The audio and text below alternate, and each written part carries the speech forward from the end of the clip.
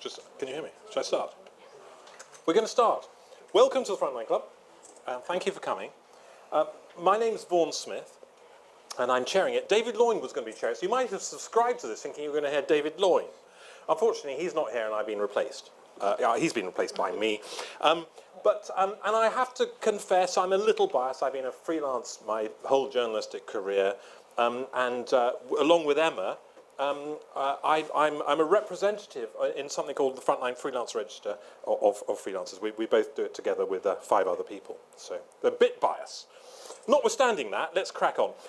This event is part 2 of an event of how to freelance safely. The part 1 was in New York.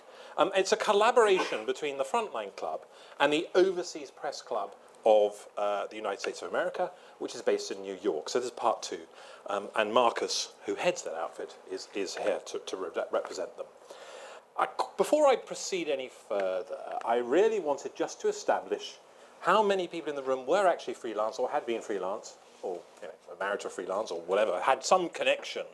Okay, so it's a significant number of freelancers. Okay, so I'm not going to necessarily introduce present exactly what you do. Safe to say that it seems clear in today's news industry that the freelance has become indispensable in covering foreign news. And that indispensability is, of course, incredibly relevant. There's some statistics that I want to introduce with 58 journalists, according to Reporters Without Borders, have been killed this year. It's a significant amount. The statistics are never good reading for us. And the important thing is, increasingly, the proportion of those journalists being killed are freelance. And there's a reason for it, because there are more freelancers out there than there used to be. The news industry is, on some level, withdrawing from the world, certainly with its physical presence or its bureaus. They are being replaced by freelancers and, of course, local journalists. And we need to distinguish that. This event isn't about local journalists, and, of course, there's an overlap. Anyway, I'm now going to introduce our panel. First to say how grateful I am for our eminent panel coming here and speaking to us. First of all, we've got David Williams, who's Deputy Global News Editor of AFP. Emma's next. Emma Beals, who's a freelance journalist who's done a significant coverage in Syria and Iraq, and is also one of the board of representatives of the Freelance Register, which is a relatively new organisation, but the only one out there that has a representative role for freelancers that cover conflict. We're then lucky enough to have Marcus Maybury. Thank you for coming, Marcus, all that way from New York, who's probably completely jet-lagged, and who is editor-at-large for the New York Times and president of the Overseas Press Club. Then Ben DePere, who obviously I know quite well because I've sold him quite a lot of material over the years, who is editor of Channel 4 News, but also is on the board of the Rory Peck Trust. So I think we have a pretty good panel to discuss freelance safety. And so thank you, panellists.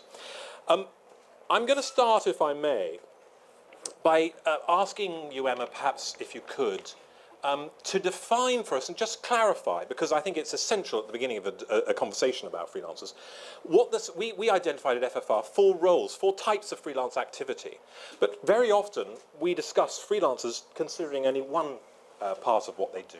Could you define that for us, the different types of freelance activity that we're considering? Okay, sure. I mean, I think it's important, the reason I think it's important to define the different sort of ways of freelancing is that the lack of definition around some of those is what's creating a bit of a problem between industry and freelancers at the moment. That's sort of the context for trying to explain some of that. There is kind of a feeling amongst some news organizations that just sort of exchanging an email with a freelance makes them, responsible for them forever and ever. And if they come unstuck on some sort of assignment in a dangerous place, and they happen to have mentioned the name of their organization, even though they weren't commissioned for them, that therefore that's sort of, they're corporately liable for that person forever. So it's sort of important for both sides of that equation to take a bit of responsibility for the way in which a freelance is working for a news organization at a particular time. And the way we've sort of been working out, we've been throwing this around a bit within the FFR board lately, trying to work out what those definitions look like. And obviously, the definition we all know best and that it sort of suits a freelance best as far as safety and security is, a commissioned assignment where you have agreed that you're going to be sent off to, X place for X time. Perhaps your employer is paying your insurance. They know that you're there for 3 weeks. Maybe your editor's doing your check-ins. They know what you're going to produce at the end of it. And everyone's really clear on the roles. You know what you're going to be paid. You know what your sort of output is going to be. Then it kind of gets murkier and murkier from there, really. So then you have something where it's kind of a commission. Send me an article of 1,000 words. That sounds great. I'd love to see it. Send me the copy. That's brilliant. Is that a commission? Is it not a commission? How much responsibility is defined within that? The activity that is undertaken to write that 1,000 words or to get that photo. Then you kind of have that sounds all very interesting. Call me when you get back. Tell me what you got, maybe we'll have a conversation, who really knows, where there is sort of, not really any commitment on either side, but there's a bit of a wink, wink, nudge, nudge. We really want to get involved in some of that, but we definitely don't want to be liable for anything you're going to do while you're there. And then you kind of have, something that a lot of freelancers go and do, which is personal projects or on spec, which is where you take yourself off to a place, you decide, there's a lot happening in Iraq, I'm going to go over there, I'm going to take some pictures and try and sell them to the wires later, or I'm really interested in, women's affairs in Ukraine, so I'm going to spend 3 months taking photos of women in Ukraine on my own dime, and then once I've created a body of work, I'm going to go and try and sell that.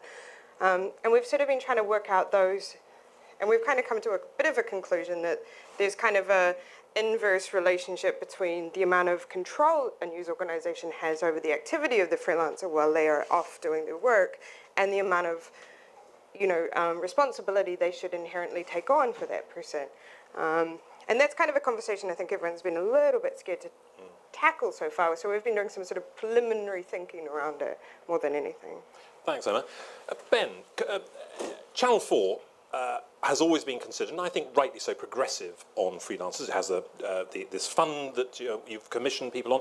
Could you explain, please, the sort of relationships you have with freelancers and the thinking behind your safety policy with them and your view about that commissioning process? We're very clear that we commission people in a very clear way. And there are certain requirements now for people we commission. If they're going somewhere dangerous, they have to have had a hostile environment course. We have to know them personally. It's a requirement we didn't have before. Sometimes people would call us up, say, I'm here, there, or everywhere, don't worry, And if we didn't know them, sometimes we were hiring them, but now I say we need to get to know these people, take them out for lunch, somewhere cheap, obviously. So am I going to get some lunch? No, you're not. I know you too well. Buy me dinner here, maybe we'll talk about it. But you have to, do you trust this person? Is this person trained? And then will this person deliver something that we will put on television?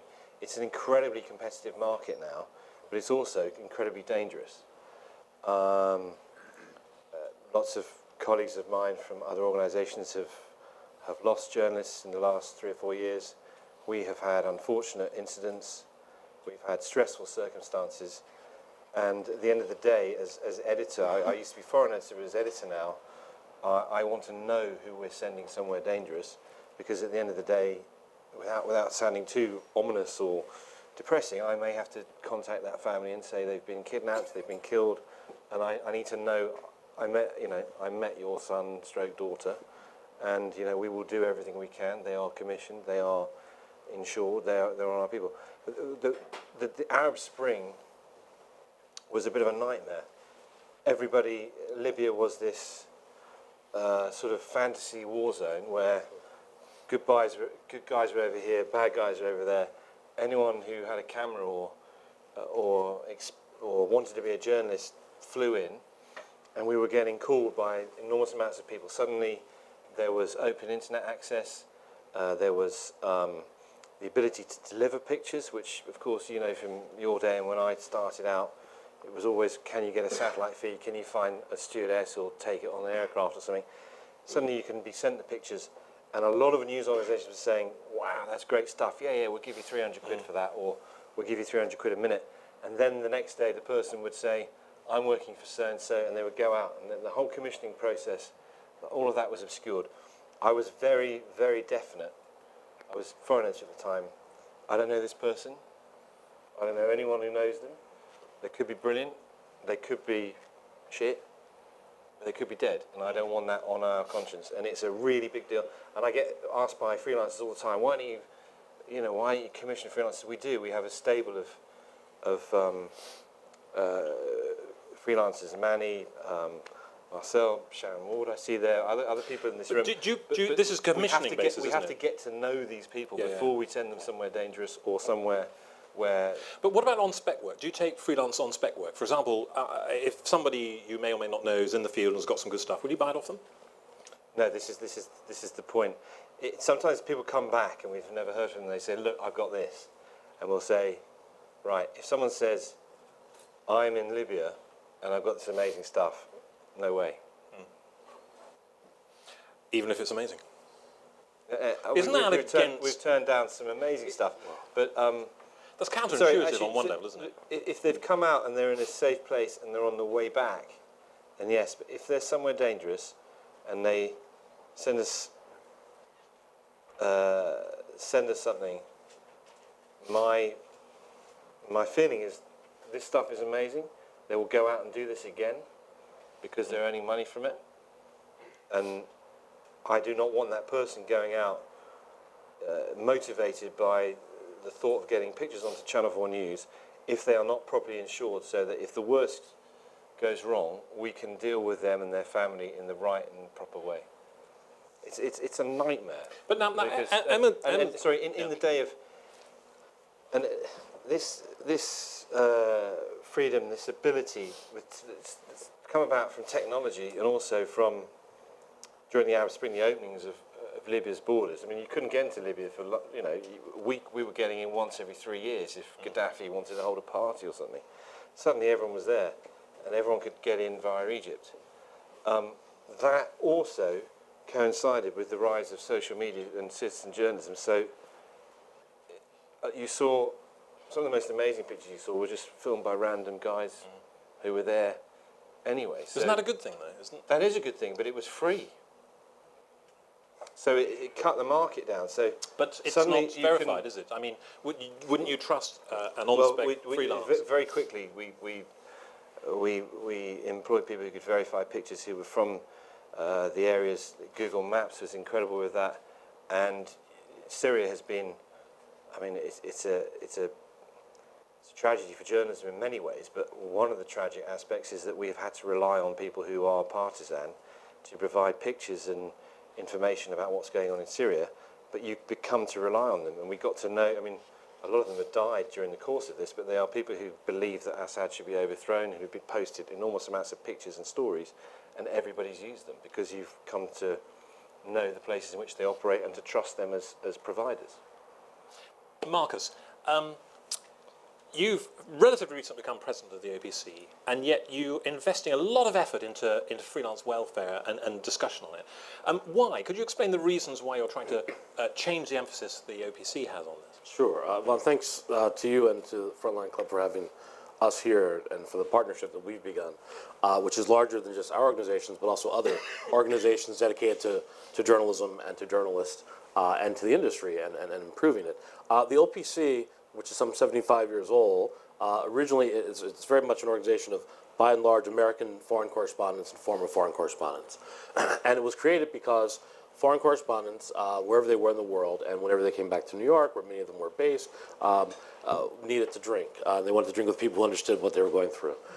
We appreciate that. So that was our origin, very humbly so. Back in that age, we all were corporate journalists. We worked for big corporations. The vast majority of American journalists overseas worked for big companies like the New York Times or ABC and CBS, NBC. That has changed over time, as we were talking about. And the reality, the landscape of who covers the world has changed as the world has become increasingly dangerous as far as what we're willing to, what we cover. And I recognize, and so did Patricia Krantz, who's our executive director of the OPC relatively recently as well, and much of our board recognized that we must change as an organization to be truly representative of the community of foreign correspondents, which is what we're all about, and protecting them, informing them, and, as importantly, training the next generation of foreign correspondents. We've talked about the economic difficulties, which has precipitated lots of cutbacks in foreign bureaus and foreign reporters on staff. And yet those of us dedicated to covering the world, I'm very blessed to be at the New York Times, where we still put a great deal of money into covering the world. But even the New York Times certainly spends more money hiring local journalists and freelancers, and often there's an overlap, than we ever have before, even though we still have staff in conflict zones. So the dedication to making sure that the people who are covering this increasingly dangerous world are prepared is got to be paramount, right? There has been a lag. I don't think anyone who's watched it can deny it. There's been a lag in news organizations taking responsibility for those people who are not staffers in particular, sometimes even for people who are staffers, but especially people who are not staffers, who are in danger zones, conflict zones, even zones that didn't look dangerous, and then Ebola came, and suddenly they became dangerous. And so one of the things that we try to do at the OPC, and we're working with Frontline and other organizations like Committee to Protect Journalists and Reporters Without Borders to do, and we're at Peck Trust, we hope, is to make sure that there is an understanding, maybe even to start with a compact between news organizations and freelance journalists in particular, of what you get minimum standards, best practices that we all sign on to, the big news organizations like AFP, New York Times, all of us. And we've never had that before. And if it works out, and I'm confident it will, that'll be a new day. It's a dialogue that we're just starting to have, and it's really, really important because, like I said, we're so far behind.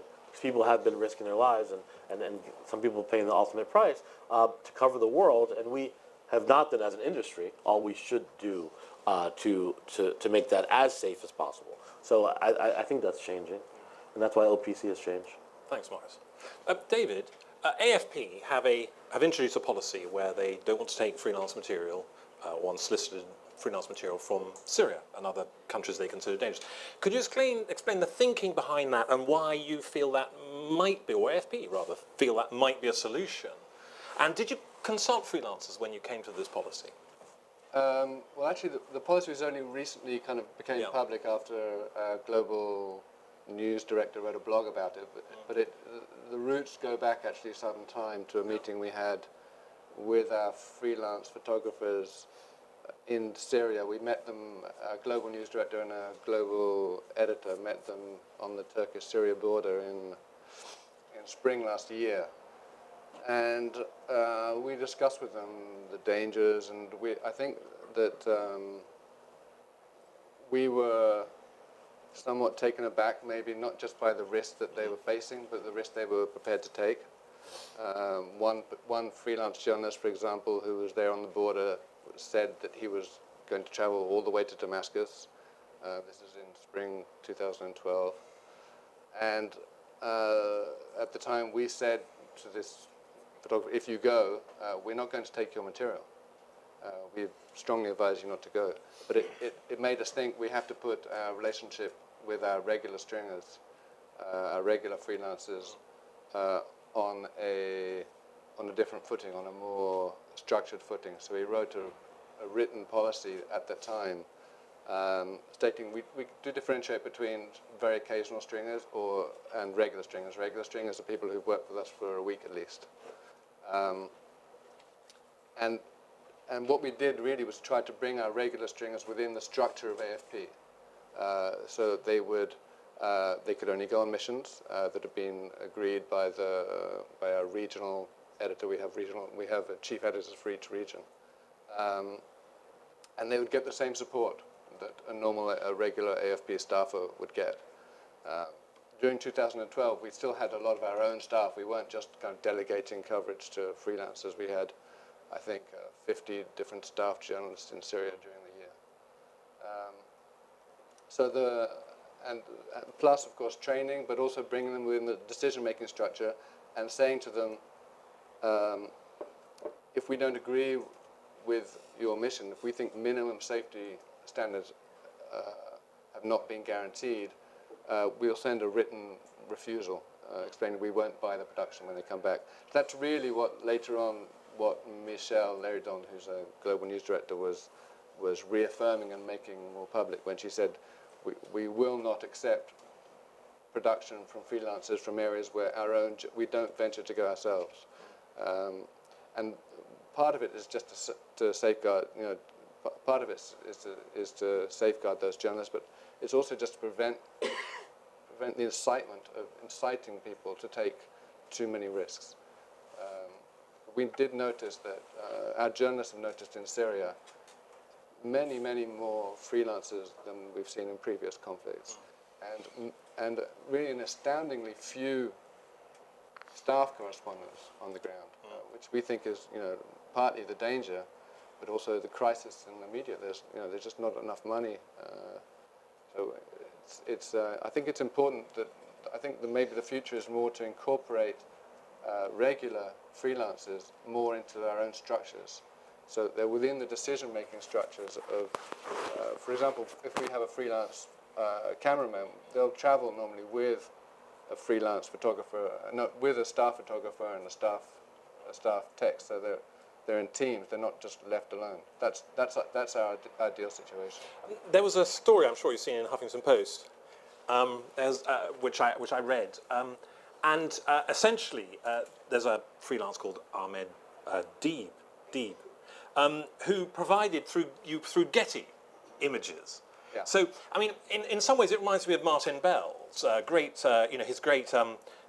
Very well-intentioned pools in Sarajevo, but they broke down because surely in the news industry we do have this great desire to get the material, and ultimately doesn't that break these arrangements down, as it clearly has if you're buying stuff off Getty? Well, we don't buy stuff. Getty is our partner. Oh, I see. But still, the point being, you're still getting stuff from this freelancer who. Well, Getty is a strategic partner, but we don't have the same editorial. It's not the same editorial team.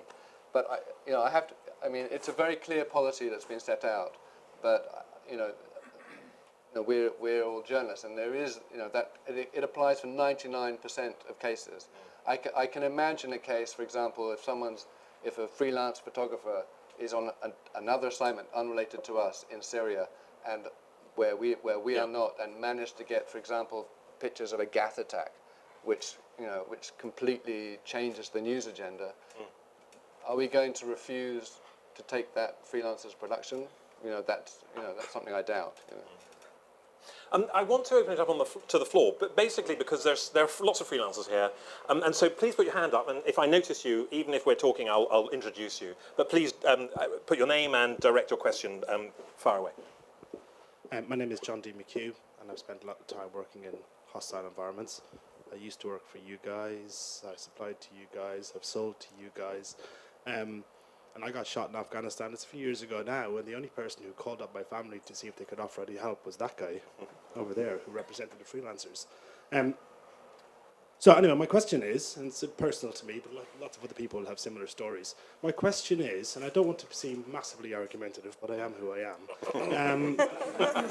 Aren't you worried, or do you worry, that sitting in your ivory towers, dictating to freelancers what they can and can't do, actually just makes you irrelevant?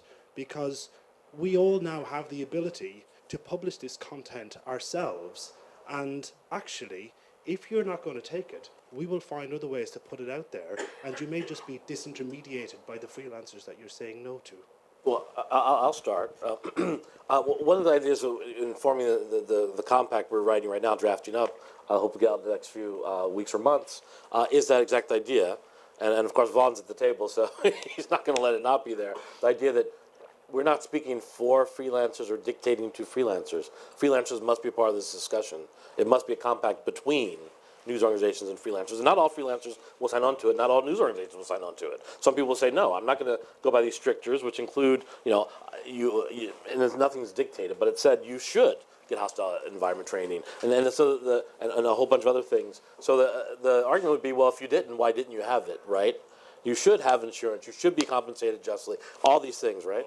And so if they don't happen, the question is, well, why not? On either side. And so, number one, I think you're right. We can't dictate anything. It's freelance. That's what it's called. Freelance is go back to being a mercenary, right, in the old days. And so it's up to you. But I do think this community, we walk this line. There is this community that we are all part of. Whoever writes checks to you, and we can't escape that, and we shouldn't try to escape it. And so one can certainly be an independent, to mix metaphors, an independent planet out there in your own orbit, right? But the gravity of this community is such that we can't deny that it exists. And so you can certainly go out on your own and use technology to be your own person, absolutely, your own publishing platform, right? You can do that. But for the vast majority of us who don't want to be totally that way, even if you're that way when you're shot, you probably don't want to be that way once that happens, right? You don't want your family to only be called by Vaughan. We're all in this together, even if we're going to be separate monads. And so I think if one wants to be independent, that's fine, but we have to answer to one another too. So we're walking that line. Yeah, I want to stress that freelance production is extremely important for us. It's not that we're saying it's not important and we don't want it. It's just we don't want to encourage freelancers to take risks that our own reporters won't take. We don't want to delegate dangerous duty to others. But isn't it in the interest of journalism that freelance should be allowed what perhaps most human beings think they should be allowed, which is to determine themselves what risks to take? Well, they can. It's just that when they're doing it in our... Well, they can't if they can't sell it to you, because they may rely on that funding. And so it's actually quite a difficult thing. I mean, some freelancers, certainly not all, might feel patronised by that. Well, there's a line between, between patronising and giving incentive to people to take risks that we consider to be excessive. All wars, there's risk in coverage of wars, and there always has been. But I think Syria is a special case, and I think we have a responsibility not to lure people too far. Can I come back on two Yes, things? please. Very quickly? No, absolutely. One is this kind of idea of freelancers having to have hostile environment training, having to have insurance and all of these things. It's great, and we should be doing that. That's brilliant. I agree with your idea in theory. But what you're talking about is a professionalized workforce with unprofessionalized wages for the most part. And there needs to be give and take to do that. And I don't think there's a freelancer in the room who doesn't want to take responsibility for themselves and their own safety. But you have to pay them more than $300 for 1,000 words in Syria to do that. Coming back to your point, news organizations need to be a little bit more agile with the way that they counter a risk profile. Someone like Ahmed Deeb has a very low risk profile. He's worked in Syria for a very long time. He's very well connected. He speaks Arabic fluently. He gets about in a way that 4 AFP staffers in a car and a driver and a security guy, it's a completely different risk profile, and you need to have a risk, an understanding of risk that takes that into account. And I don't necessarily think all news organizations are there yet. Yeah, but we judge risk with our on the ground for our own journalists, and then we just use the same principle. Yeah, but there's a difference between those flying who are in from working with London or Paris yeah. to the border versus Sure. you're somebody who lives there, who has connections, who has an understanding of the region, and who can move about safely in an environment. They are different propositions, and Sure. you need to have an agile risk assessment. Yeah, we do process. still have local. I mean, it's different. Local journalists are really a different question to freelance. I think we do have. He's not local. He's foreign. No, but we have 4 or 5. I'm foreign. Yeah, but we have 4 or 5. Yeah, of course, a lot depends on the individual, on the experience of the individual freelancer. But on the other hand, we do have very experienced journalists as well on the ground, and at this point, we won't send them in. And when we won't send our own people in, all we're saying is we're not going to pay somebody else to do the work for us. Yeah, I understand that. But I think there is a mismatch in organizational risk understanding and freelance risk.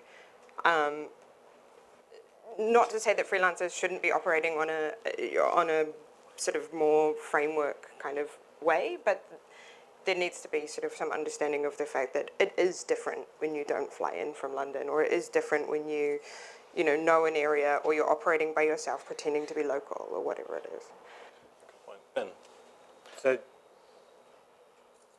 we've relied on freelancers to provide the coverage that is the forefront of a lot of the stuff we win awards for. We've won the International Emmy the last two years on commissioned films, one from Homs, one from Aleppo, and stuff we built around it. We got, a long time ago, we hired, he's now staff, well, freelance but staff contract, Jamal Osman, who is a Somali. I went to Somalia, my friend Kate Payton was shot dead, and I thought, what's the point of being Somalia, 3 white guys, when someone's going to kill you? My friend Martin Adler then got shot dead. So it's like, there's a risk to me, there's a risk to my fix, there's a risk to my driver. Why are we doing this? So we have hired people, indigenous people, we've hired people who can get a better story than other people. Manny was an Arab-speaking French person who went in and out of Syria for us 3 or 4 times. He got us award-winning coverage, which we could not have got with 3 white English guys going in, wandering around, getting kidnapped or whatever. So we really do rely on freelancers. But we need to know them. We need to trust them, because, obviously you're an argumentalist in a way, but you say we're sitting in our ivory towers. We're not. I spent 10 years on the road in war zones. That's all I did. I then was a foreign editor for 3 years. There hasn't been a day in my life in the last 5 years, probably. Actually, that's dramatic. There's hardly been a day or a week in my life where isn't someone who I know who works for Channel 4 News who isn't in a hostile environment. The last thing I need is someone I don't know in a hostile environment doing stuff that I don't know about and I can't trust, or I don't know what his actions are going to be. We get to know freelancers. We pay them well, we commission them, we ensure they understand what a risk assessment is, we ensure they understand what proof of life is, communications. This is also something that Rory Peck does to a large extent. It's all about the training, and when the world has become easier to cover for freelance journalists, but at the same time more dangerous, your risk assessment as someone in my position, because I want Channel 4 News to be the best programme in Britain or the world, that will tell you about what the world's going on. But I don't want people to die doing it. No story is worth someone dying. And so it's that in our minds all the time, is that constant But Ben, risk isn't this part of the problem? You just said no story's worth the life of a journalist, which is quite interesting. What does that mean for all the journalists that have been killed? I mean, is that really what you mean? I understand that because I've had to call a family and tell them of someone who's been killed, and it's horrible, and obviously much more horrible for them. But to an extent, a career taking risk in journalism can produce some fantastic stuff. Surely that statement is going too far.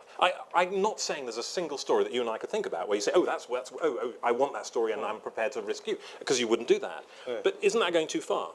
No, I think it's a sort of commandment, because if you don't say to someone, I've been in dozens of situations where my life has been at risk, but because you can't control situations in war zones. But you have to say to someone before they go, no story is worth your life, because otherwise it's a suicide mission. I'm not sure freelancers are suicidal, but can I just take you up on one other point? But you have to, because of course you can't mitigate against all risk. But you have to say to the person, if in your judgment you're about to go up a road, this is a classic thing, you're going to go up a road that someone says, don't go out the road, and someone says, and I've been with, we've all been in teams of people saying, come on, let's go out that road, that sounds great. You say, no, don't go out that fucking road, because you might end up dead. And there's no point ending up dead, because you're not going to tell the story. No, I accept that, but it doesn't mean... Well, anyway, okay. But moving forward, I want to get back to this point, pick up on something Emma said about the importance to freelancers of what they're paid. Because we have institutions in journalism that support freelancers, and you are on the board of one of them, the Rory Peck Trust, which is extremely highly valued by freelancers and does a great deal of good work. But it never discusses the money. To what extent is the industry normalising an exploitative relationship? And I stress, Channel 4 is not exploiting freelancers. You've never exploited me. You've always paid me fairly. Oh, so I'm not suggesting... Well. Yeah, I did do rather well. You opened this soon after your last commission. But no, but the point is a real one in terms of... the Rory Peck Trust has never mentioned the fact that the primary concern for freelancers is the manner in which some of them are paid appallingly badly. Is this not normalising it? Do you believe the Rory Peck Trust should mention this sort of thing? No, I don't, because I think the Rory Peck Trust exists in order to train people, to support people, and to give them the best advice and best practice. If you go onto the website, there's resources there online which give you training on how to fill in and Elizabeth over there is key to this, is how to fill in a risk assessment, what a risk assessment means, how it is a living document. You just don't just fill it in like an insurance form and think, well, that'll be all right. If all goes wrong, someone will look at that. You need to look at it because it's properly written and structured for a reason. Proof of life, your method of communications in the worst case scenario. But it also, this year it's supported over 100 journalists. No, but these are all good things. And yes, but you can't then start becoming. It's about journalist safety and the support of families. You can't then become a union rep in the same. No, the pay is about safety, and this is why. I just did an assignment, for instance, in Iraq. Had to pay expenses for an entire film shoot up front in September. It's going to be 30 days from now before I get paid it back. The expenses were twice the amount of the rate I'm going to get paid. Imagine if I said to you, if you want to get paid at the end of January, you're going to give me twice your January salary now in November. I'm going to hold on to it over here. And then in January, we'll give you that back and we'll give you your salary and expect you to work in between safely in a way where you're paying the correct fixes, you're going to pay for your insurance in advance and all of those things. It is about safety. The wages is about safety. And I'm not getting at you personally because Channel 4, New York Times, exemplary examples of, freelance conduct, and nobody is suggesting that you're not. But in general, that it does come down to safety. It compromises freelance safety, and the money side of it does. And it's not necessarily the rates, it's the way in which, the pay is compromised. Say, for example, on that shoot, I asked for the expenses up front. I don't care if my fee takes 3 months, fine, whatever, but the expenses, that's important to be able to get those in advance. Well, the other thing I would suggest is if someone's business model relies on gaining 2% interest for 3 months on the amount of money I get paid, there's a problem with their business model, Yeah, I would just say the Rory Peck Trust has a finite amount of resources. I'm just saying, because you were specifically talking about the Rory Peck Trust, has a finite amount of resources. It exists to support freelancers and to help them in a time of crisis and to train to mitigate against those crises. So it helps a lot of freelancers here. For 3 years, it did a project in Mexico where it helped hundreds of Mexican journalists. It's done a project in Somalia. Ben, all of that is true. And freelancers are very fond of the Rory Peck Trust. Don't get me wrong. We're trying to focus on one issue here, which is the fact that if freelancers care about the funding, and it does, as Emma has said, have safety implications, surely the Rory Peck Trust can invite Emma, myself, or another freelancer to discuss it at one of your rather nice awards, like tomorrow night. But no, the point being that if it has safety implications, surely it's relevant. The Rory Peck Trust has been the leading organisation that has shed light on freelancers, and it's done a huge amount of good. Why is it missing this vital element? You don't have to answer. You've already answered. But we can move on if you like. I'll just make this point. I'm the editor of a large organisation. People come into my office every day saying, "Why am I paid the same as X or Y?" We have a whole department called HR that deal with that. I just don't think that I know how busy Elizabeth and everyone else is in just dealing with the safety and the welfare of freelancers. It wasn't set up to be a union to represent, and I understand that there are all sorts of different aspects that could affect someone's safety, their mental health, their family background. Once you open up, well, this affects it. Those are market forces that I don't think Rory Peck wants to enter into because it's a whole new. I'm less concerned about it for the Rory Peck, but say, for example, I know in this discussion about what would be the ways in which freelancers can work, the terms of payment is a sticking point that no one wants to go anywhere near. Again, and it always comes back to the money. We can have nice conversations and pat ourselves on the back for having HET courses and this and that and the other, but if we don't talk about the money, that is a key safety concern. So I think it's not just a union issue, it's a safety problem. But I think Ben's right when we talk about the market. So the danger here is the market, frankly, right? The danger is, and this is why the industry is walking this line between being kind of a nanny state and dictating what people should do, right, to protect themselves, blah, blah, blah, And we're bouncing between that and the market, because the market would say, we want the best journalism we can get for as cheap as we can get it. But the 'Cause market, that's all the market cares the market about. wouldn't say you should only send a freelancer to a place you'd send a staffer. No, the market wouldn't. If the Exactly. market opposite. if the market says you should only send freelancers to places you should send staffers, then why would you pay a freelancer in a different way than you pay a staffer? But I think that's the danger. The market I mean, says, I don't mean don't the send any amount of staffers. money. I mean, like in terms of them having the available funds to do the job properly. Well, Why are they we different? don't work like that. I mean, we don't give a freelancer a budget and tell them to go and do the story. We work with them, so they'll be part of our team. They're part of what we try to do is bring them into the same structure, so they'll be working the same way as an AFP reporter would be. So they and a would staff have reporter would be financially working. the same benefits as a staffer in terms of don't- their to be hotel honest- being paid, their fixer being paid, all of those things. I can't tell you the details. Honestly, I just don't have the details. But generally, yeah, they should have the same benefit, roughly the same benefits as a. I don't want to go too far because I'm just speculating. I don't know exactly how they're remunerated. I'd like to. Rewrite your policy. I want to bring the conversation back, and then we're going to go for some questions. I think everybody realises that we have a panel today of people who I feel are pretty responsible about these issues. But we did a survey at FFR, and we found that a third of the freelancers as part of FFR, and remember FFR is a body that exists to give a route for freelancers that want to declare their professionalism. To join FFR, you actually have to subscribe to a set of ethics that are certainly industry standard, if not more, and to commit yourself to a professional approach to safety in your career. So it's a good thing. But a third of the people who responded said they considered the editors they dealt with gave not a fig about their personal safety, which is slightly shocking. In addition, and this I think is relevant to understand the freelancer, 2/3 of them said they were freelance out of choice. They were not people who just can't find a job. They're freelance out of choice, and this is an editorial decision. They value their editorial independence. And I've always found as a journalist that freelancers complement the output that the traditional industry has delivered. And I think that's just something I just want to rest with you before I go to the question. Oh, I just wanted to quickly back up and say I agree with what Emma's saying. There is a massive, massive problem with funding and getting expenses up front. I think I've just had the same commission as you recently, where we had a commission with a contract but no expenses up front.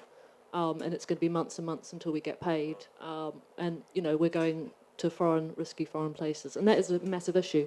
I'm not sure if it's Rory Peck's place to look at that, but I think it's something we certainly should be looking at with FFR in a big way, because safety is intrinsically linked to money. I mean, freelancers can't afford to do HET courses anyway if it wasn't for Rory Peck Trust and their bursaries. I still am astounded by the number of freelancers who have never been on one. I come across people every day who say they're in Syria. They know nothing about digital security, let alone their own personal security. And I think that's a massive, massive problem. But also I think we as freelancers have to take a lot of responsibility ourselves. If you're a professional, you expect to be getting professional rates, you should be learning and working out what you need to know. You should be getting yourself educated, and you should be getting yourself, get yourself a Kevlar kit. I mean, there are certain organisations like RSF which will loan you out one free for a deposit. Save up, get one, borrow one, beg one, steal one from somebody, and get yourself some hostile training. And I know a lot of freelancers who moan about filling in risk assessments. Well, risk assessments are there for a reason. They're not just ticking boxes. Absolutely. They're there for you to actually think through very carefully the scenarios that you might find yourself in. And I think most of us at some point have actually found us in those scenarios and think, thank God I actually did fill in that form, because now I sort of know what to say. Thank you. Don't steal the Kevlar. Huh? Well, don't steal the There is no Kevlar. way And of also, it. Yeah, and Channel 4 News is the wonderful exception to actually funding people properly and ensuring them, which I think a lot of other outlets should be following. I'm sure AFP do as well. Got another one at the back? I'll take questions in groups and then open it up. Hi, my name's David Niblock. I've done a lot of conflict work in the past. I don't do so much of it anymore, largely because of a lot of these things are coming up now that are coming up. I'm fed up of not having the money up front. I'm fed up of not being looked after. I'm fed up of being thrown on the scrap heap afterwards. And I mean, by very big names and very big organisations. You'd be, well, you wouldn't be surprised if I said it, but I'm not going to. But the one thing, Sharon, if that's happening, why take the job? It's a market. Yeah. And at the end of the day, and I hear a lot of people complaining all the time about this and that, and they always think it's specific to television, or specific to press, or specific to their own industry. My partner's an architect. The model of her industry is almost identical to the way our industry is structured. Same problems. My father was in shipping. Same problems. I've got other friends who are lawyers. Same problems. It's a market. We're in recession. People don't want to pay us. They want to get away with what they can. The difficulty with our industry, and the reason I'm saying this is not because I'm trying to say, oh, well, that's the way it is, tough shit. It's because there's a lot of young people nowadays that think, hey, if I run off to so-and-so and get that great picture, I can be the next Martha Gellhorn, or I can be the next, Ernest Hemingway if I write the right, whatever. You mean choose the biggest name, or you can be, another great photographer. And I have to say, that's what a lot of people are relying on. And you're not going to say it out here in front of us. I don't believe you, sir, when you say you're not going to take that picture if you wouldn't have sent your own staffer there. Because no, look, come on. Let me say it. Because you're saying you're not going to send your person there. Based on what? Based on what somebody says that morning is the risk assessment. If you go into these zones, and I've been in them, I know what it's like when it's actually happening. Everything's in flux. Security protocol can change throughout the day. So to say, well, we're not going to take that picture because our guy wouldn't have gone there. Well, Ben explained it perfectly. It's not a question of whether your guy would go there. Who's your guy? And are you going to tell me that if, that best photograph had come your way, you're not going to take it? Well, okay, if we take the example of Syria, it's not that our guys were there, and we had 50 different journalists in Syria throughout 2012, at different periods in 2012. If I go back to the example of the meeting that our chief editors had on the border in spring 2013, the journalist who proposed going to Damascus did go to Damascus, and he did come back, and he came back with some great photos, and he came back to us, and our photo department wanted those photos, but we refused because we decided we could no longer be incentivizing people to take risks that we just considered, at that point, our own journalists would be completely withdrawn from Syria. It wasn't a question of that day wasn't safe. We weren't in Syria anymore from that summer. We were no longer in Syria. This is not the same as the coverage of the Iraq War. This is much more dangerous. And so at some point we thought we have to take a morally defensible decision. And yeah, it's true that it's possible. It is possible that on some occasion, someone who we've not sent will provide us with some earth-shattering, news-changing photo, and there's a certain amount of common sense there. But the purpose is not to be condescending. The purpose is not to be placing people. Is not to be delegating risk. We think that freelancers have already given enough in Syria. There've been enough deaths, and we don't think that we should be incentivizing them to take more risk than we would take ourselves. That's the bottom line. But is this not the great danger? Because what happens next if we now have wars where people that we can trust to turn out material that's of a standard that we can really that we can really believe it? If we're not getting that information anymore, then we end up with Pol Pot's killing fields again, don't we? We have some local correspondents on the ground. We have 5 correspondents, I think, in rebel-occupied Syria, and then we do have a bureau. And on the government side, we also have a bureau in Damascus. We have some freelancers covering the government-controlled area, and we're still sending missions. We have a mission today in the Damascus-controlled part of Syria. So we haven't given it up. But I'm throwing that open as a wider sort of proposition that, if it is now becoming so dangerous that we can't go and really tell these stories anymore. And I mean, Ben, you tell us, how deeply are you able to send people nowadays? Or are you sort of skirting around the fringes of what is and isn't dangerous anymore? Or can you really get people into the... I mean, the Vice film, for example, was extraordinary, except that they couldn't really... I can't remember the journalist's name. But he couldn't ultimately, on camera, really challenge those guys. He'd be dead. But you know, what amazing access, and we can read between the lines, we can watch that film. I think it's an incredible piece of work. But can Channel 4 send somebody in that deep with IS? You know, like, where do you draw your limit of where you can send somebody into? We've sent people in and out of Homs and Aleppo. We haven't done it for a while. I think it's. Would we do it now? I don't know. I mean, why would you? Not why would you? Of course, there's an overwhelming reason why. But once a conflict gets so fragmented and so complicated, and what is the story about Syria now? The story to people out there about Syria is people getting their heads chopped off. Who are those people? They are freelance journalists. It is a tragedy. It is an absolute travesty that we've got to this stage. But who will send, a person into that risk if you will not send your own staff person? We still consider going into Syria. We still do it on rare occasions. We go to the government side, which makes me feel very unsettled, because you get the government side of things and you have to challenge them all the time. Would we have wanted the Vice film? Probably. Would the Vice film fit Ofcom's regulations of impartiality? Does it fit our own remit of challenging people?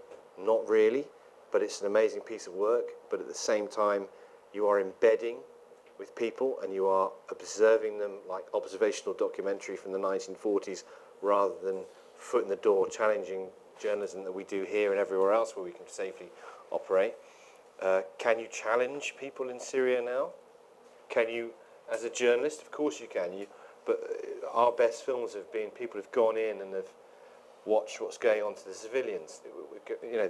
War is always best told by civilians than fighters, because pretty soon they become not worth listening to because they're so partisan. It is very, very complicated, and it is a new realm. In Bosnia, conflict that Vaughan covered, journalists became targets. Now they are prizes. It is a different world, and I get all sorts of why you're not commissioning, because I don't know you very well, or do you know what? I had lots of people come on, send me to Syria. Do you know what? I like you a bit too much, or even if I don't know you, I like you too much to send you into Syria, rebel-held Syria, because no one's going to come in and rescue you. I'm sorry, it's horrific. Hold on, everybody. I just want Emma to address that. Can we be very clear on one point that you just made? Those people were not killed because they were freelance journalists. I think we do an injustice to two different arguments by saying that. One is those people were killed because they were American and UK citizens. And we do an injustice to the conversation we need to have about those policies by saying it's because they're freelancers. We do an injustice to the issues facing freelance journalists by suggesting they were killed because they're freelancers. I didn't mean to make that impression, but what I'm saying is that is the story of Syria at the moment. It's the only story that connects at the moment with the majority of the UK population. No matter what films we put on about Syria, and we put on as many as we can. I've been doing tours of schools talking about foreign news, 166 formers. How many of you watched a film on Syria? Maybe 2. Here's a film on Syria, watch it. Oh my God. What do you know about Syria? People get their heads chopped off. That is the defining characteristics, and these are massive issues and problems not only we as journalists have to deal with, but society, governments have to deal with. And I don't know how to, address that. No, I just think it is a very good point, though.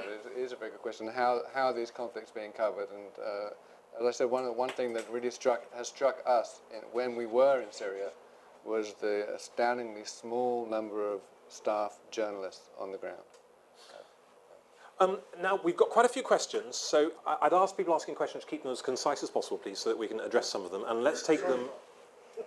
What? Sorry, it was too long. No, sorry, it's just, I've looked at my watch. Don't worry, everything you said was brilliant. But let's move on. Crack on. Next, please. Okay, I apologize in advance if this is not too short. I speak with the perspective of someone who was staff and is now freelance.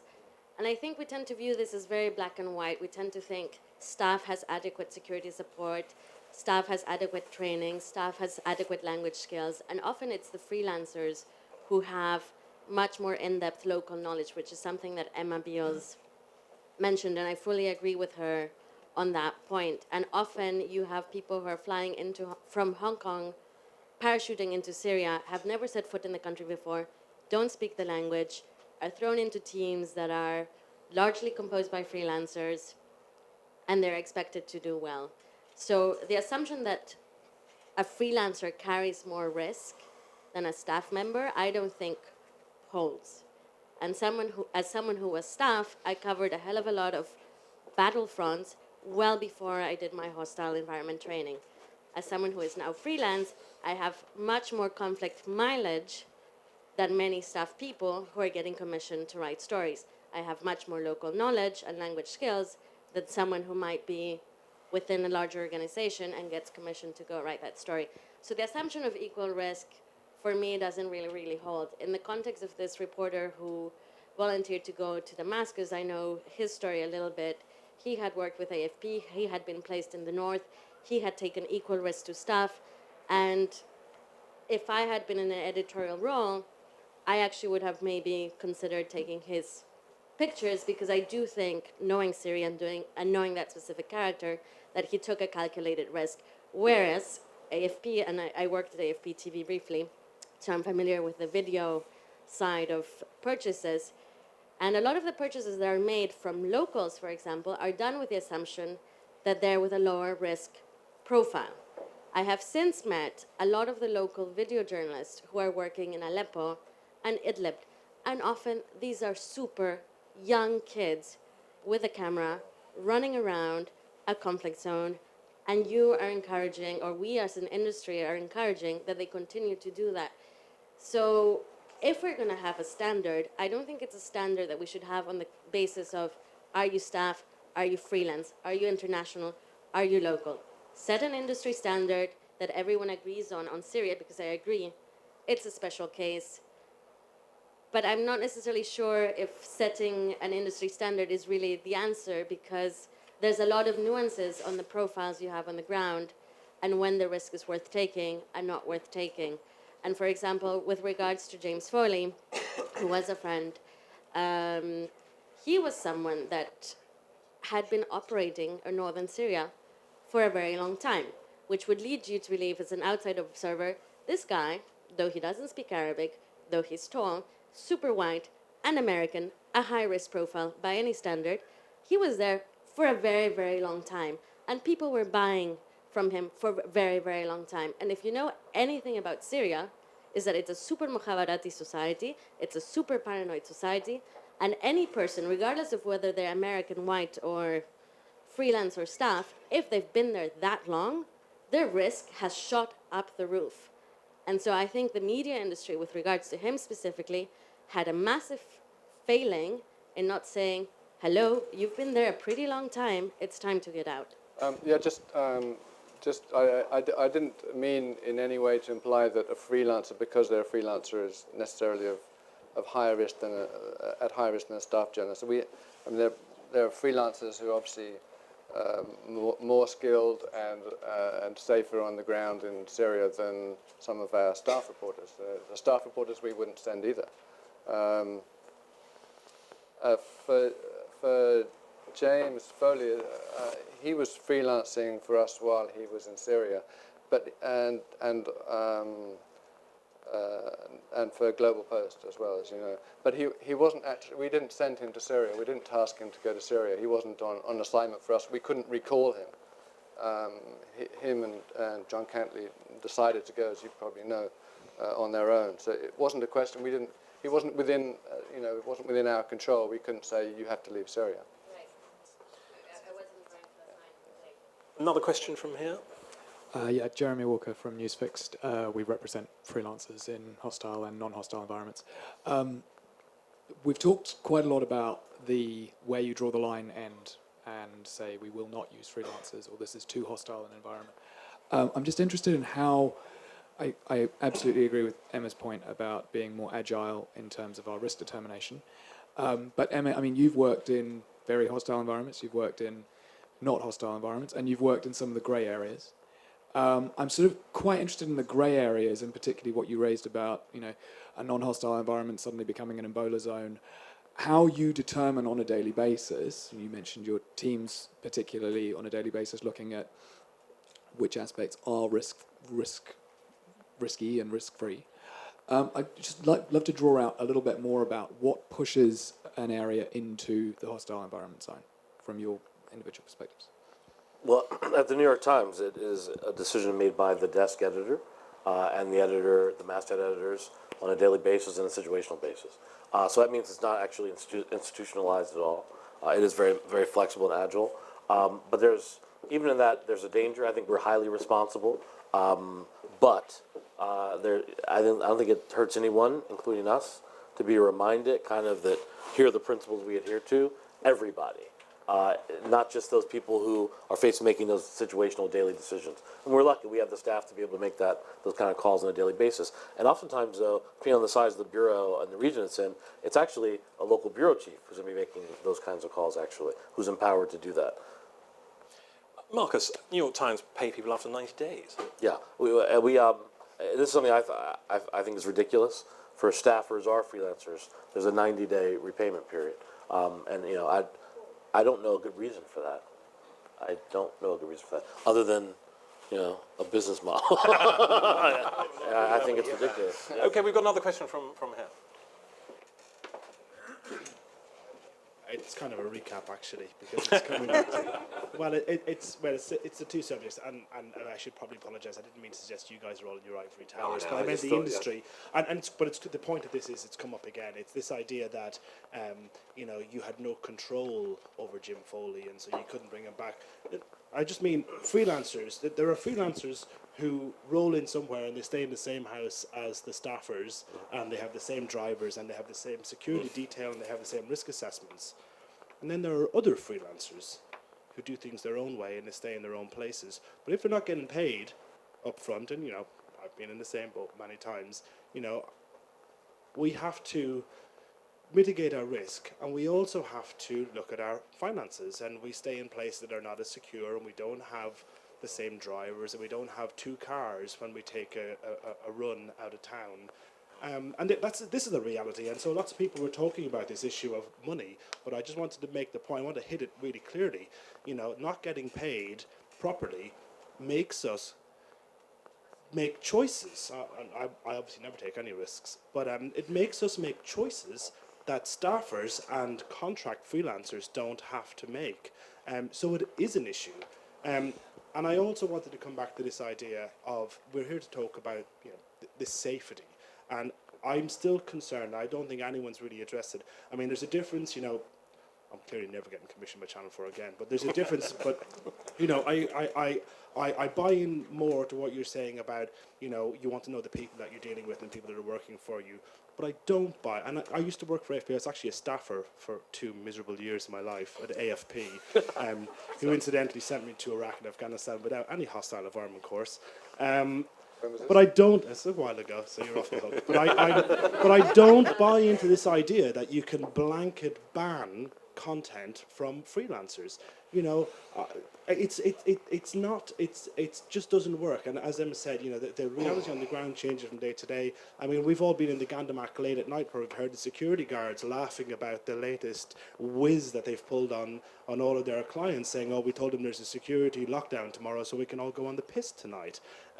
Whereas the journalist there will say, well, I'm going to Jalalabad tomorrow and I'm not entirely convinced that there's any risk. So I just don't accept this blanket ban. But my real concern is that, again, you're all talking about, if we're not going to take it from them and we're not going to give them an outlet. And the truth is, there are lots of true freelancers out there who don't give a shit about the outcome of getting paid and obviously, we want to get paid, but we're not doing it just for the money. We want to tell these stories. I spent almost 10 years in Afghanistan, and believe me, I didn't make lots of money off it. But there are actually people out there who genuinely care about telling their story. And this idea that shutting them down, saying we're just not going to take your content, it's not the right way to do it. I really admire the fact that there is more focus on safety of freelancers, but I don't think that the industry, I'm not saying you guys, because you're getting a bit of a kicking tonight, but I don't think the industry has got it right at all. What's a better way to do it? Because I'm interested in this balance. And what's a better way to do it? I think you need to take content from people who are taking risks, but you need to look at them close. You need to analyze them on an individual basis, and they don't necessarily have to have a degree from Columbia or I don't have any, so I don't know the ones in the UK. But you know, there are people out on the ground who are working and producing good content who you can look at and you say, this person knows what they're doing, and you can take. And if they have chosen to go into fucking hell itself, if you feel that they are sensibly approaching it, and obviously it goes wrong on the day, you can plan to the nth degree and it goes wrong.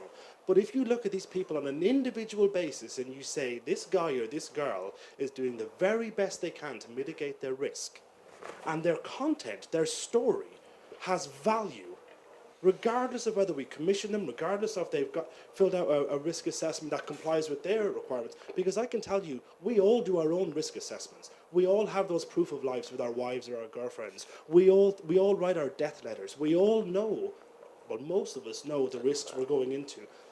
But to tell us that you're not going to take our content, whether it's AFP or the Sunday Times or anyone else, fuck that.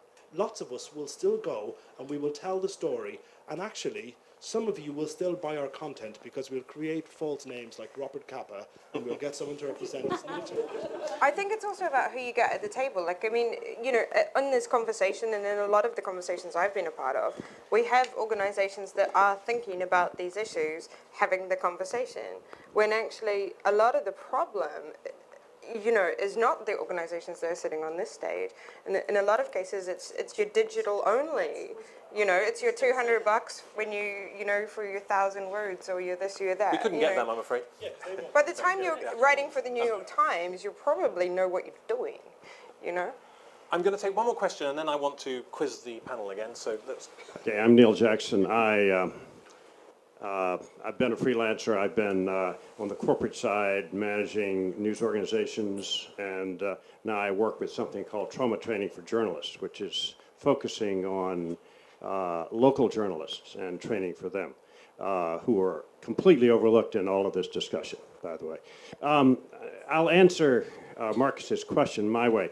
I think the answer is that you're basically pissing up a rope to try to create standards that somehow are going to be applied by corporate editorial types to somehow make freelancers more safe.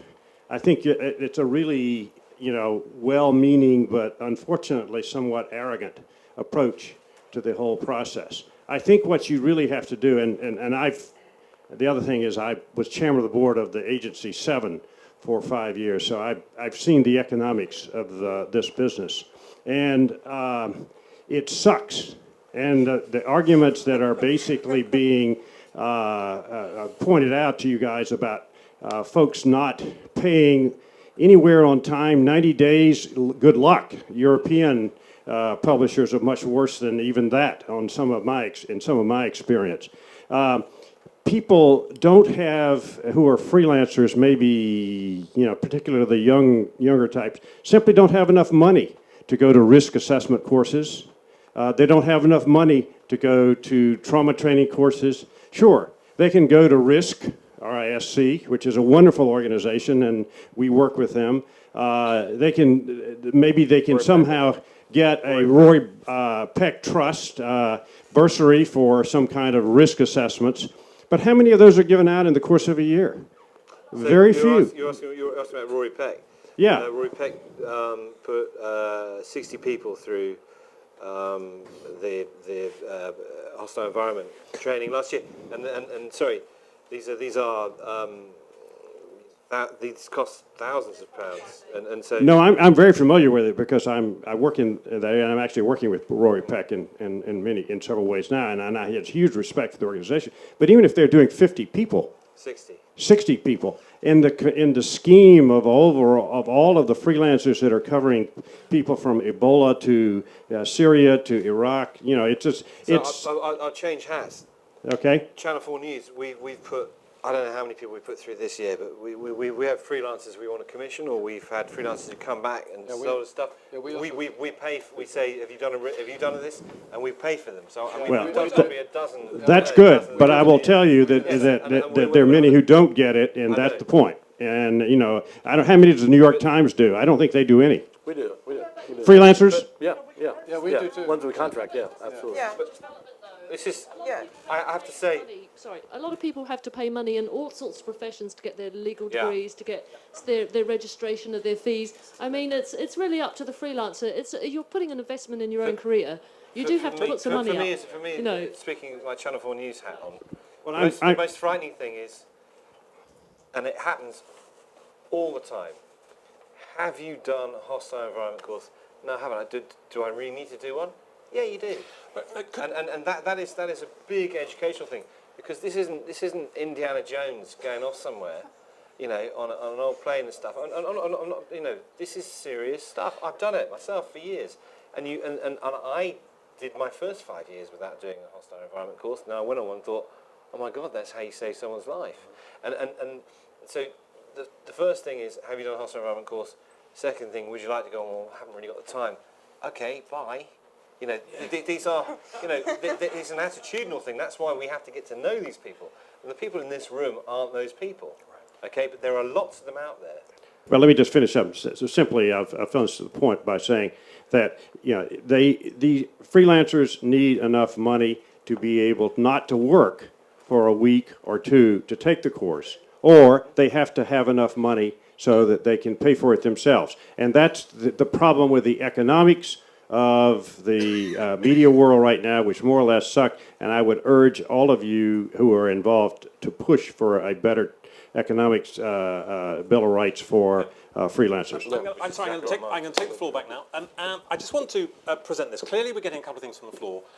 One of them is this idea, this revolutionary idea that in the ideal world, freelancers could afford to look after themselves and pay for their own professional development. Is it not a topsy-turvy world whereby, you know, they are gifted these wonderful courses by a charity or by a broadcaster? Wouldn't it be better just to pay us properly? So I'll leave that with you, but clearly I think that sentiment would... Well, it goes back to economic suffering. Yeah. But the other thing is there's... That's the cost of living argument that Ed Miliband is unsuccessfully trying to make now across the country, or successfully. Public school teachers in America buy their own chalk. Okay, but approaching this slightly differently, we talked about training. Do you think your organisations might be interested in collaborating to develop training courses that were standardised across the industry so that we could achieve qualifications? Has there really been enough leadership from the industry to do things and work together to make things safer for us? Would you support something like that in principle, subject to the detail? I've been on numerous... Is that a yes? Yes, however... Brilliant. Yes, but. But, again, the security industry has become one of the biggest industries in the world since 9/11. It's massive, absolutely huge. And who does the courses? Former soldiers. Who are the best former soldiers? Former special forces soldiers. Well, the industry likes special services. No, I know, but you can go on this course, which is like by a couple of blokes who used to be in the police, and you know it's in a shed in Slough. Or you can go on this shed, on this course, which is another... But it's not beyond the wit of us to determine a certain quality in this. That's the point, isn't it? Yes, but actually there are people who are making enormous amounts of money out of this, and it's a market. And we will pay a lot of money for people to go and do those courses because we want them to be as safe as possible. Whether you pay the most amount of money you pay is the best course, who knows? But what's this got to do with syllabus, Ben? I mean, can't because you we're journalists. We're journalists. And we are constantly consulted about it. I go on one every 2 years because I want to know what they're like. You know, there's always this scenario bit where you're in Snoznia and someone kidnaps you, and then you try and run away, and then you get bang bang, you've been shot, and all that. Which I'm making a joke out of a serious thing because they're all very useful things, but they are driven by the people who run them, who are security people, and they can't be driven by journalists. But surely, we consult but hang on, we've got a community of ex-soldiers who can develop a syllabus and put it to us. You've got the new safety group who could approve that. We've got professionals in this industry who know this stuff.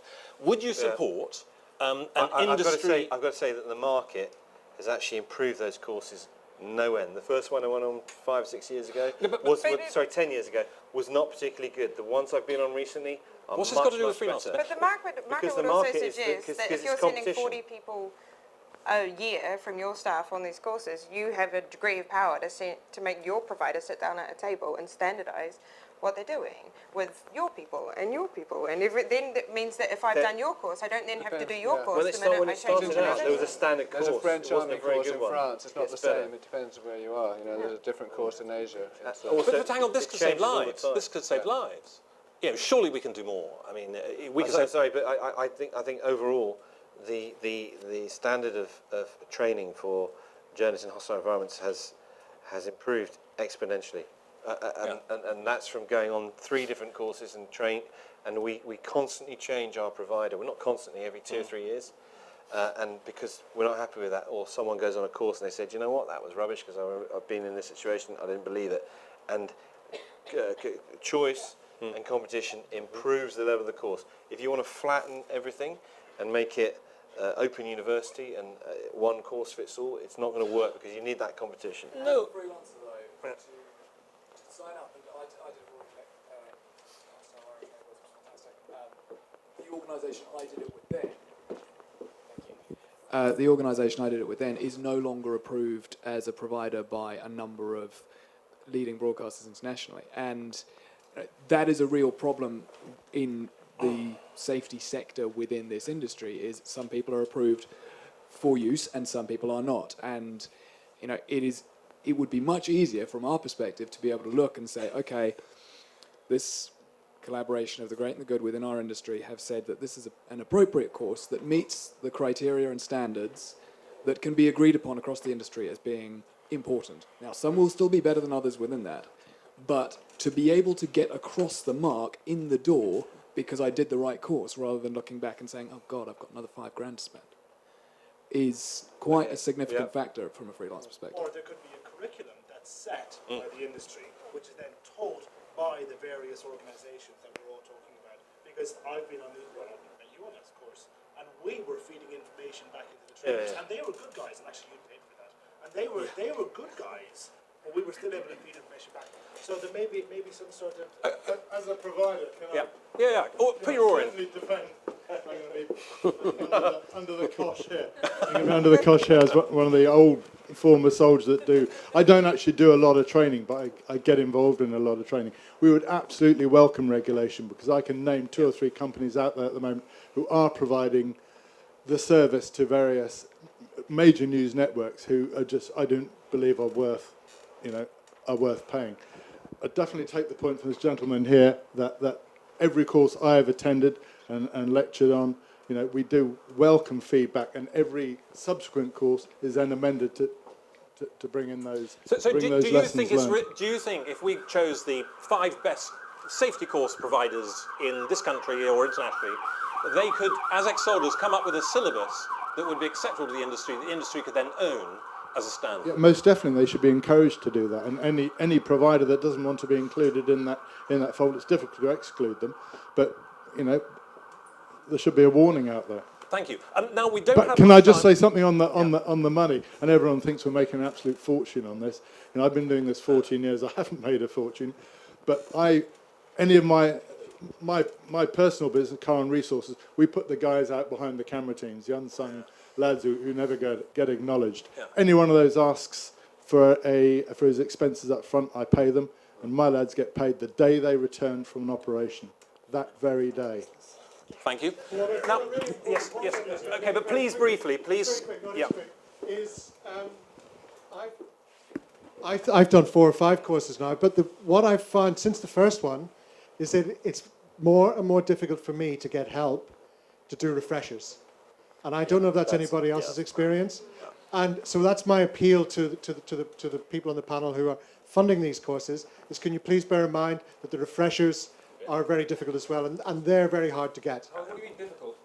To get the funding, to get people to Why should anybody be paying for you though? I mean, why should anyone else pay for you to go and do your job? Because back to come on, look, it's back to what we were talking about before. Is if I was well, I'll answer your question, sir. The point is that if you want to do your job, you need to be able to. It's not you personally, but you need to be able to pay to the qualifications you need. I take your point, but the point is that I can't do the job unless I've got it, and I'm not being paid a regular wage. And we also need a syllabus, qualifications to achieve, or else we end up not doing them or not knowing which one to do. But we're not unique in this, though. Everyone else has paid for their own qualifications. Yeah, but lawyers and these people, barristers, have have a culture which allows the organisations that to make these things. The news industry doesn't seem capable of getting together to make these things, and it's a different culture that we want to try and address. But I want to move on because there's one more really important point that I want to bring out, and I want to ask you, Emma. Emma, we have discussed the whole issue of corporate responsibility and the importance to us, and I think it's worth explaining that, and I'm wondering if you could do so. I mean, and to do with news. 140 characters. No, she knows exactly what I'm talking about. But don't you? No, the whole idea. Okay, sorry. I should be more clear. I'm trying to rush it. The idea that corporate responsibility limits and the lack of clarity about what responsibility applies to different types of freelance. It comes back to the point I was making at the start, which that's is why I brought it up now. Everybody, defining some of these things helps everybody, because at the moment, while there's still this sort of wishy-washy area, not with yourselves obviously, because you define this very well with your freelancers, but with a lot of people, while there's this wishy-washy area, some people don't even want to have a conversation with a freelancer because they're terrified that conversation then makes them liable for that person forever. So having some meaningful conversations about this, that what responsibility means and who one is responsible for in what context, as a result of what conversation, is going to embolden both freelancers, to take more responsibility for their safety and to ask the questions they need to ask, and for news organisations to be able to get the content they want to get in a way that feels responsible. Because at the moment, there's a lot of sort of dancing around it, and nobody wants to quite have that conversation because they feel like then they'll be responsible. So sort of thrashing out some of that will help, I think, on both sides. We don't want to not sell our work, because somebody doesn't want to talk about safety. And from the other side, somebody doesn't want to, not be able to buy freelancer work or send them off somewhere without having those conversations. But they're scared that starting that conversation, automatically leaps them ahead. Well, I mean, there have been instances, haven't there, where the families of a freelancer have actually taken legal action when that freelancer certainly wouldn't have wished that, or we haven't perceived that would have been wished. And so clarity in defining these responsibilities. And I'm rather hoping that the freelancers themselves might contribute to trying to define those things. And it may be something FFR could do, and whether there's any room for that, and perhaps if the freelancer helps define what those responsibilities are, that might limit them or make it acceptable. We have time for two more questions, but we are over time. So if I can take the two questions, and then we'll wrap it up. But we are all going to the bar, hopefully, if anybody wants to continue the conversation. Could I just make a really quick point that Emma just did touch on, which is we've got some, major networks here, major outlets, but I think the real problem about payment and expenses and the lack of a proper business model or even being paid the right rate is now with all the digital online outlets. And I think that's the real issue, because there's a lot of new, like Story Hunter and Fusion, and there's lots of new online places that are really driving down the price of freelance work. And that is a huge issue because they're not giving up expenses up front. And there's lots of little outlets, even with major news networks, who've now got online offerings, like, I'm not saying Vice, but Vice-like models, and that is becoming a massive problem. And I think we need more of those guys here for that discussion. I agree with because you. that's where I've just been commissioned for something, and the word security and risk wasn't even mentioned at all. That's a good point. And the last question. I was just wondering, you mentioned that you didn't know why it was on a 90-day cycle at the New York Times, and have you actually had a conversation with, say, your head of procurement? Because I would say that it's a supply chain thing, like where I've encountered this, where you've got small-time suppliers, and you've got a head of, you've got a procurement policy that says, squeeze down your suppliers, get them as low as possible. It's sort of it's classic sort of supply chain management that's happening, and the consequence on the ground is just really awful in this case. So I think, even having a conversation with the procurement people and saying, let's get an exception to this policy because of the extreme safety issues that this is having, and let's pay them 30 days or at least bring it down, because I've done where I've had suppliers that just can't, because effectively, you're a creditor when you're a freelancer, and just making an exception and actually looking at it as a human instead of sort of being driven by this procurement policy that treats freelancers the same way as it treats buying toilet paper. I mean, it's ridiculous. I'm sure you're right, and I haven't had that conversation yet, but I will. Yeah, no, I've found it's useful to have it, because often it's just not realised, and it can be sort of. Thank you. I'm going to have to call it a close. I would like to just make the observation that it is freelancers who are broadly gaining the conflict experience now. And I think this is going to have ramifications for the future. And I think it's not something that's properly recognised by the industry. But really, the freelancer is spending more time in conflicts like Syria and gaining experience very rapidly, and it's been very quick. And these people will be influential in the industry in the future. I would personally like to see us get to a better place within 5 years rather than 20. And I'm afraid we can't discuss this stuff without discussing the money, because the money is what matters, and the money is a safety matter. And I think there's general agreement in the room about that. But what I would like to do is thank the panel on behalf of us all. I think we had an open conversation here, and I hope you agree with that, and I hope it was informative. And I'd like to thank the panel for joining us and contributing in such a helpful way. Thank you very much.